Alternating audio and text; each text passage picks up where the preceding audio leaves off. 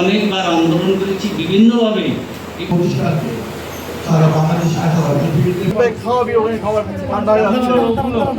বাংলাদেশ প্রতিবন্ধী শিক্ষক কর্মচারী ফোরাম আমরা দীর্ঘ 15-16 বছর থেকে এই প্রতিষ্ঠান পরিচালনা করে আসছি বিনা বেতনে। তো এখন আমাদের স্কুল স্বীকৃতিপ্রাপ্ত, কিন্তু 15 সাল স্বীকৃতি হয়, কিন্তু স্বীকৃতি হওয়ার পরে দীর্ঘদিন আমাদেরকে এভাবে ফেলে রাখছে। আমরা বারবার মন্ত্রণালয়ের দ্বারস্থ হয়েছি, কিন্তু আমাদের কোনো সুরাহা হয়নি। বারবার আমাদের আশা দিয়ে ফেরত দেওয়া হয়েছে। তা এখন আমাদের এভাবে স্কুল পরিচালনা করা খুব কষ্ট হয়ে গেছে। মাননীয় উপদেষ্টা মহোদয়ের নিকট আমাদের স্বীকৃতিপ্রাপ্ত সকল প্রতিষ্ঠানের সকল শিক্ষক কর্মচারীর পক্ষ থেকে যৌক্তিক দাবি জানাচ্ছি যে আমরা যেহেতু সকল শর্ত পূরণ করেই এমপিওর জন্য আবেদন করেছি, তো যত দ্রুত সম্ভব আমাদের সকল শিক্ষকের দাবি পূরণ করবেন। মূল উদ্দেশ্য যেটা, সমাজ কল্যাণ মন্ত্রণালয় কর্তৃক স্বীকৃতিপ্রাপ্ত স্কুলগুলো একযোগে মোট 57টি স্কুলকে এমপিভুক্তকরণ, এটাই আমাদের মূল উদ্দেশ্য।